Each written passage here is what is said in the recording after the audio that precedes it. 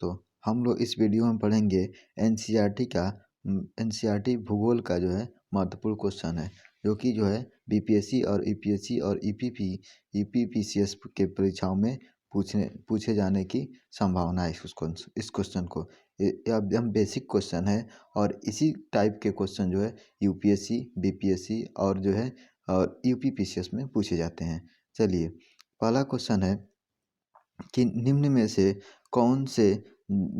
से कौन से खगोलीय पिंड हैं। तो कौन से खगोलीय पिंड हैं? तो सूर्य, चंद्रमा, पृथ्वी। सूर्य है, चंद्रमा है, सूर्य, चंद्रमा, पृथ्वी और उल्का पिंड। तो कौन सा खगोलीय पिंड है? तो ये जो ये है ना, वो सभी क्या है? खगोलीय पिंड होंगे। क्या होंगे? सभी खगोलीय पिंड होंगे। चलिए, नेक्स्ट क्वेश्चन है कि किन खगोलीय पिंडों को तारा कहते हैं। तो किन खगोलीय पिंडों को तारा कहते हैं? देखिए, पहला दिया है जो आकार में बहुत बड़े हों, ये गलत है। जिनके पास अपनी ऊष्मा और प्रकाश तथा प्रकाश हो, तो यही हमारा क्या हो जाएगा? मैंने खगोलीय पिंड की बात कर रहा है। और जिनके आसपास ऊष्मा नहीं होती है, देखो पिंड की बात कर रहा है। और अपने अक्ष पर घूमते हुए दूसरे की परिक्रमा करते हैं, ये क्या कर? जिनके पास जो है मैंने तारा की बात कर रहा है ना, खगोलीय पिंड तारा होते हैं। तो खगोलीय पिंड तारा होते हैं तो कौन? जिनके पास जो है जिनके पास अपनी ऊष्मा और प्रकाश होते हैं, वही तारा कहलाते हैं। ठीक है, चलिए नेक्स्ट क्वेश्चन है। तारों के विभिन्न समूहों के द्वारा बनाई गई विभिन्न आकृतियाँ कहलाती है। मैंने तारों के समूहों के द्वारा बनाई गई विभिन्न आकृतियाँ क्या कहलाती है? तो क्या कहलाती है? तो नक्षत्र कहलाती है। नक्षत्र कहलाती है। नेक्स्ट क्वेश्चन है, अंतरिक्ष से संबंधित अर्सा मेजर या बिग वियर्स का संबंध किससे है? अंतरिक्ष से संबंधित अर्सा मेजर या बिग वियर का संबंध किससे है? तो ये किससे है? तो यहाँ पे जो हमारा जो आंसर हो जाएगा, इसका संबंध जो है नक्षत्रों से है। किसका है? नक्षत्रों से।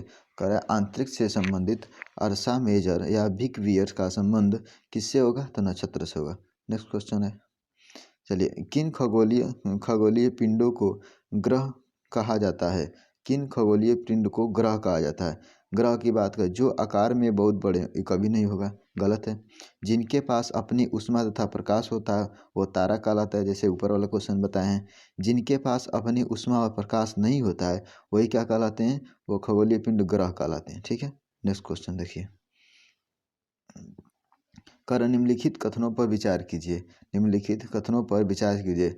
पृथ्वी एक ग्रह है। पृथ्वी एक ग्रह है तथा यह अपना संपूर्ण प्रकाश एवं ऊष्मा सूर्य से प्राप्त करता है। पृथ्वी एक ग्रह है, ये सही है। और जो है यह अपना संपूर्ण प्रकाश एवं ऊष्मा सूर्य से प्राप्त करती है। ठीक है, कह रहा है कि पृथ्वी सूर्य के हिसाब से चौथा ग्रह तथा आकार में तीसरा है। तो ऑप्शन जो है ना, इसमें ऑप्शन जो इसका है, ऑप्शन जो है ए सही होगा। ठीक है ना, क्या होगा? ये दूसरा गलत जो है वो गलत दिया है। देखो, पृथ्वी जो है, पृथ्वी एक ग्रह है और अपना सूर्य के हिसाब से क्या, सूर्य अपना एक संपूर्ण प्रकाश और ऊष्मा सूर्य से प्राप्त करती है। और जो पृथ्वी, ये दूसरा कथन इसलिए गलत है क्योंकि पृथ्वी सूर्य के हिसाब से चौथा ग्रह नहीं है। देखो, पृथ्वी जो है सूर्य के हिसाब से चौथा ग्रह है क्या? नहीं। पहला कौन सी है? बुध, दूसरा शुक्र, तीसरा पृथ्वी, तब पृथ्वी हो गया ना। तो इसीलिए क्या हो जाएगा, हमारा एक क्वेश्चन जो दिया गया है, ये दूसरा कथन गलत हो जाएगा इसके हिसाब से। कह रहा सूर्य से बढ़ती हुई दूरी के आधार पर ग्रहों का सही क्रम चुनिए। सूर्य से बढ़ती दूरी के आधार पर जो है ग्रहों का सही क्रम क्या है?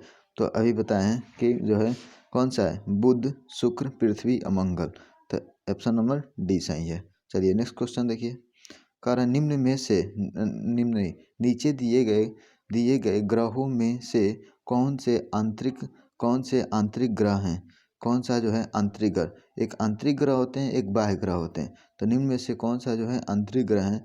तो कौन है? बुध, शुक्र, मंगल, बृहस्पति। तो कौन सा जो है आंतरिक ग्रह किस कैटेगरी में आते हैं? तो कौन सा? बुध, शुक्र और पृथ्वी अब मंगल आंतरिक ग्रह होते हैं, बृहस्पति बाह्य ग्रह होते हैं। एक दो तीन दिया है ऑप्शन, तो कौन सा होगा? 1 2 3। चलिए इसमें जो है 1 2 3 माने बुध शुक्र और मंगल। जैसे बुध शुक्र पृथ्वी मंगल ये आंतरिक ग्रह होते हैं, याद कर लीजिए आंतरिक ग्रह होते हैं। और बाह्य ग्रह जो होते हैं वो कौन सा, जो बाहरी ग्रह होते हैं वो कौन सा होते हैं? तो बृहस्पति के बाद से जितना हो गया, यूरेनस हो जाएगा, शनि हो जाएगा, नेपच्यून हो जाएगा, ये सब कौन सी हो जाएगा? ये जो है आंतरिक ग्रह मैंने बाह्य ग्रह हो जाएंगे। नेक्स्ट क्वेश्चन, नीचे दिए गए ग्रहों में से कौन से ग्रह बाह्य ग्रह हैं? नीचे दिए गए ग्रहों में से कौन से ग्रह बाह्य ग्रह हैं? तो देखिए बाह्य ग्रह इसमें दे दिया है, बृहस्पति बाह्य ग्रह है, और जिसे वरुण कहते हैं नेपच्यून, वो भी क्या है? बाह्य ग्रह है। और शनि बाह्य ग्रह, यूरेनस जिसको कहते हैं यूरेनस अरुण कहते हैं, तो उसको क्या कहते हैं? वो क्या है? बाह्य ग्रह है। तो इसमें सब जो दिया है वो क्या है? बाह्य ग्रह दिया है। चलिए नेक्स्ट क्वेश्चन, नीचे दिए गए कथन एवं कारणों पर विचार कीजिए। नीचे दिए गए कथन और कारण पर विचार करना है। कह रहा है कथन, बुध का सूर्य के चारों ओर परिक्रमण काल और सौरमंडल के सभी ग्रहों में सबसे कम है। कह रहा है बुध का सूर्य के चारों ओर परिक्रमण काल और जो है मंडल के सभी ग्रहों को, माने सौर मंडल के सभी ग्रहों में सबसे क्या होगा? कम होगा। तो ये बात सही है।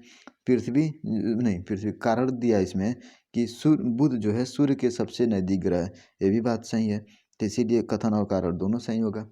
चलिए नेक्स्ट क्वेश्चन है कि 11 नंबर क्वेश्चन है कि सौर मंडल में किन दो ग्रहों के बीच क्षुद्र पट्टी पाई जाती है? अभी जो बताएं क्षुद्र पट्टी किसके बीच में पाई जाएगी?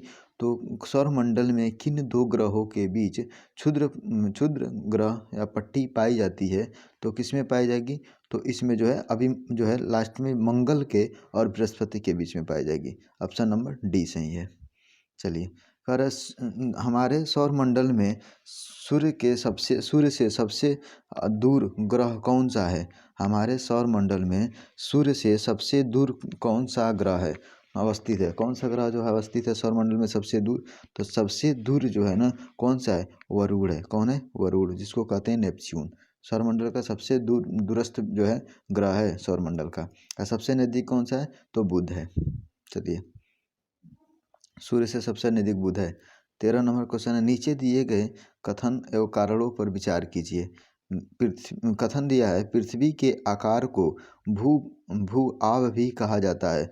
पृथ्वी के आकार को भू आव भी कहा जाता है। कारण दिया है कि पृथ्वी ध्रुवों के पास थोड़ी चपटी है। तो पृथ्वी के आकार को भूभाग भी कहा जाता है। तो और पृथ्वी ध्रुवों के पास क्या है? थोड़ी चपटी है। देखिए यह क्वेश्चन था, थोड़ी चपटी है, तो इसीलिए कथन और कारण दोनों सही है। क्या है? कथन और कारण दोनों सही है, क्योंकि जो है पृथ्वी के आकार को भू आफ कभी कहा जाता है, और जो पृथ्वी जो है ना ध्रुव के पास थोड़ी सी चपटी है। चलिए नेक्स्ट क्वेश्चन है, नीचे दिए गए कथनों में से कौन सा या से कथन सत्य है? जैसे यूपीएससी और बीपीएससी में क्वेश्चन आएगा तो इसी टाइप का आएगा, ठीक है ना। यूपीएससी में, बीपीएससी में और ईपीपी में क्वेश्चन इसी टाइप का आता है, ठीक है ना, जिससे दिमाग चखड़िया जाता है स्टूडेंट्स का। तो कैंडिडेट को बस फंसाना है यूपीएससी को, ठीक है ना, कैंडिडेट को फंसाना है। इसी तरह बीपीएससी में भी कैंडिडेट को बीपी में थोड़ा सा जो है ईजी मैंने क्वेश्चन आता है। नीचे दिए गए कथनों में से कौन सा या से कथन सत्य है? अंतरिक्ष से देखने पर पृथ्वी हरे रंग की दिखाई देती है। अंतरिक्ष से देखने पर पृथ्वी कैसे दिखाई देती है? हरे रंग की दिखाई देती है। तो क्या हरे रंग की दिखाई देती है? अंतरिक्ष से देखने पर पृथ्वी हरे रंग की दिखाई देती है। पृथ्वी का रंग हरा रंग हमें वनों के कारण दिखाई देती है। तो क्या ये गलत नहीं? न तो एक कथन सही है और न ही दो कथन। पृथ्वी कहीं हरा दिखाई दे, नीला दिखाई देती है, ठीक है ना, इसीलिए क्या हो जाएगा? गलत हो जाएगा दोनों कथन। इसी तरह फंसाएगा, जानेगा आदमी नहीं, फंसा देगा। सौरमंडल का निर्माण किससे मिलकर होता है? सौरमंडल का निर्माण जो है किससे मिलकर होता है? ग्रह से, उपग्रह से, सूर्य से और उल्कापिंड से। तो इसमें सौरमंडल का जो है निर्माण किससे मिलकर होता है? तो ये जो ग्रह, उपग्रह, सूर्य, उल्कापिंड, इस सब से मिलकर सौरमंडल का निर्माण होता है। पूछेगा कि सौरमंडल का निर्माण किससे मिलकर होता है, तो बता देंगे ग्रह, उपग्रह, उल्कापिंड और सूर्य जो होते हैं सब सौरमंडल का क्या है? सौरमंडल का भाग है। चलिए, नीचे दिए गए कथनों में से में कौन सा या से कथन सत्य है? यूपीएससी में क्वेश्चन इसी तरह आएगा, नीचे दिए गए कथनों में से कौन सा या से कथन सत्य है? तो सूर्य का खिंचाव बल सौरमंडल को बांधे रखता है। सूर्य का खिंचाव बल जो होता है सौरमंडल को बांधे रखता है। सूर्य सौरमंडल के लिए प्रकाश ऊष्मा की एकमात्र स्रोत है। सूर्य जो है सौरमंडल के लिए प्रकाश एवं ऊष्मा का मात्र एक स्रोत है। तो ये दोनों कथन सही है, ठीक है ना। सूर्य का खिंचाव बल जो सौरमंडल को बांधे रखता है। सूर्य का खिंचाव बल क्या करता है? सूर्य का सबसे ज़्यादा जो है अट्रैक्शन है ना, वह किसी भी पिंड को जो भी मतलब उसके पिंड घूम रहे हैं मैंने उल्कापिंड और ग्रह जो है वो सबको अपने तरफ खींचा हुआ है, इसीलिए उसको सौरमंडल का मुखिया कहा जाता है। सूर्य दूसरा दिया कथन कि सूर्य सौरमंडल के लिए प्रकाश एवं ऊष्मा का एकमात्र स्रोत है। तो सौरमंडल का दूसरा कोई थोड़ी नहीं है, सूर्य तो है। चलिए नेक्स्ट क्वेश्चन है, कह रहा है सौरमंडल के ग्रह जो सूर्य का चक्कर लगाते हैं उनके रास्ते किस आकार में फैले हैं? सौरमंडल के ग्रह जो सूर्य का चक्कर लगाते हैं उनके रास्ते किस आकार में फैले हैं? तो कैसे आकार में? तो दीर्घवृत्ताकार में। कैसे? दीर्घवृत्ताकार में। सौरमंडल जो है ना दीर्घवृत्ताकार में है, ठीक है ना, उसका आकार फैला है। कह रहा है किस ग्रह की आकृति एवं आकार जो है लगभग पृथ्वी के समान है? किस ग्रह की आकृति और आकार जो है लगभग पृथ्वी के समान है? तो शुक्र को, जैसे शुक्र को जो है शुक्र की ग्रह की आकृति और आकार लगभग पृथ्वी के समान है। क्यों? इसीलिए इसको जो है साँझ का तारा शुक्र को कहा जाता है, भोर का तारा कहा जाता है और पृथ्वी की जो है बहन कहा जाता है। चलिए नेक्स्ट क्वेश्चन है, पृथ्वी के सबसे निकटतम ग्रह कौन सा है? पृथ्वी के सबसे निकटतम ग्रह कौन सा है? तो पृथ्वी के सबसे निकटतम ग्रह कौन है? पृथ्वी के सबसे निकटतम सूर्य ग्रह है, ठीक है ना। कौन सा ग्रह है? सूर्य ग्रह है। हमारे सौरमंडल का सबसे बड़ा एवं सबसे छोटा ग्रह कौन है? हमारे सौरमंडल का सबसे बड़ा और सबसे छोटा, तो सबसे बड़ा ग्रह कौन है? तो बृहस्पति है। कौन है? बृहस्पति। और सबसे छोटा बुध है, तो बृहस्पति और बुध होगा। सबसे बड़ा कहेगा तो बृहस्पति और सबसे छोटा कहेगा तो बुध। देखिए बड़ा दिया है और उसके बाद से सबसे छोटा दिया, सबसे बड़ा दिया है तो सबसे बड़ा बृहस्पति मारेंगे, ठीक है ना। और उसके बाद से क्या होगा? सबसे छोटा जो दिया है वो बुध मानेंगे। ये नहीं कि बुध और बृहस्पति ऐसे करके मार देंगे, तो इस तरह से नहीं दिया रहेगा। चलिए नेक्स्ट क्वेश्चन है 27 नंबर, कौन से वे दो ग्रह हैं जिनका सौरमंडल के अन्य ग्रहों की तुलना परिक्रमण विपरीत दिशा में है? वे कौन से दो ग्रह हैं जिनका सौरमंडल के अन्य सभी ग्रहों की तुलना परिक्रमण विपरीत दिशा में है? तो कौन सा जो है परिक्रमण विपरीत दिशा में? शुक्र और यूरेनस जो है, शुक्र और यूरेनस जिसको कहते हैं अरूण, तो उसका जो है सौरमंडल में अन्य ग्रहों से विपरीत चलता है, ठीक है ना। वो क्या करता है? विपरीत घूमता है। चलिए हमारे सौरमंडल हमारे देखिए क्वेश्चन थोड़ा सा डिस्कशन कर दे रहा हूँ। देखिए शुक्र और यूरेनस जो है क्या परिक्रमण की दिशा अन्य ग्रहों के से विपरीत होती है और जो है शुक्र और अरुण घड़ी की सुई की दिशा में चलते हैं। शुक्र और यूरेनस जो होते हैं घड़ी की सुई की दिशा में माने क्लॉकवाइज घूमते हैं, और जबकि अन्य ग्रह घड़ी की सुई के विपरीत दिशा में चलते हैं। तो अन्य ग्रह क्या करते हैं? माने घड़ी के विपरीत दिशा में चलते हैं। चलिए नेक्स्ट क्वेश्चन है, हमारे सौरमंडल में किन ग्रहों के पास एक भी चंद्रमा नहीं है? बस बताना है हमारे सौरमंडल में किन ग्रहों के पास एक भी चंद्रमा मतलब उसका उपग्रह नहीं है। तो बुध के पास और शनि के पास यूरेनस, शुक्र के पास यूरेनस, इसमें से कौन नहीं है यही बताना है। तो इसमें से कौन जो है उसका बुध के पास है, बुध के पास एक भी नहीं है, और किसके पास, और शुक्र के पास है, नहीं है, और शनि के पास यूरेनस के पास है। ठीक है ना, तो इसीलिए ऑप्शन ए और 1 और 3 होगा। चलिए नेक्स्ट क्वेश्चन देखिए। नीचे दिए गए ग्रहों में सबसे अधिक जो है चंद्रमा या प्राकृतिक उपग्रह किसके पास है। उसी को चंद्रमा का है या प्राकृतिक उपग्रह चाहे उपग्रह का है, तो किसके पास है, तो प्राकृतिक उपग्रह सबसे किसके पास सबसे अधिक है, तो इसमें जो है बृहस्पति के पास सबसे ज़्यादा है। ठीक है ना, बृहस्पति के पास सबसे ज़्यादा है। देखिए शनि के पास 62 है, बृहस्पति के पास 67 है, और जो है उसके बाद से मंगल के पास 2 है, और यूरेनस के पास 27 है। ठीक है ना, शनि के पास कितना उपग्रह है, तो 62, बृहस्पति के पास 67, और मंगल के पास जो है 2, यूरेनस के पास चंद्रमा की संख्या 27 है। चलिए नेक्स्ट क्वेश्चन है। नीचे दिए गए कथनों में से कौन सा या कौन से कथन सत्य है। नीचे दिए गए कथनों में से कौन सा या कौन से कथन सत्य है। तो उपग्रह अपने ग्रहों की परिक्रमा करते हैं, उपग्रह जो होते हैं अपने ग्रहों की परिक्रमा करते हैं, और साथ ही साथ सूर्य की भी परिक्रमा करते हैं। तो ये बात सही है, उपग्रह जो होते हैं ना वो अपने ग्रहों की परिक्रमा करते हैं, और सूर्य के और साथ साथ सूर्य का भी परिक्रमा करते हैं। जैसे पृथ्वी का परिक्रमा चंद्रमा करता है, और चंद्रमा को पृथ्वी की परिक्रमा करता है, तो पृथ्वी जो है पृथ्वी के साथ साथ क्या करता है, चंद्रमा भी सूर्य की परिक्रमा कर लेता है। जैसे कि पृथ्वी के उपग्रह चंद्रमा का व्यास पृथ्वी के व्यास से आधा है। पृथ्वी के जो है उपग्रह चंद्रमा का व्यास पृथ्वी के व्यास से क्या है, आधा है। तो इसमें से दोनों में से कौन सा कथन सही है, तो एक गलत है, पहला वाला जो है सही है, दूसरा वाला कथन जो है गलत है। ठीक है, चलिए देखिए उपग्रह को अंग्रेजी में सैटेलाइट कहते हैं। इसमें व्याख्या दिया है कि उपग्रह को अंग्रेजी में सैटेलाइट कहते हैं, जिसका अर्थ होता है साथी या सहचर, और अपने नाम को सार्थक करते हुए उपग्रह अपने ग्रहों की परिक्रमा करते हुए सूर्य के इर्द गिर्द भी चक्कर लगाते हैं। और हमारी पृथ्वी के पास केवल एक उपग्रह चंद्रमा है। इसका व्यास जो है इसका व्यास पृथ्वी के व्यास का केवल 1/4 है, और इतना बड़ा इसलिए प्रतीत होता है क्योंकि यह हमारे ग्रह के अन्य खगोलीय पिंडों की अपेक्षा नज़दीक है। मैंने सभी ग्रहों से क्या है, नज़दीक है, मैंने 1/4 इसीलिए।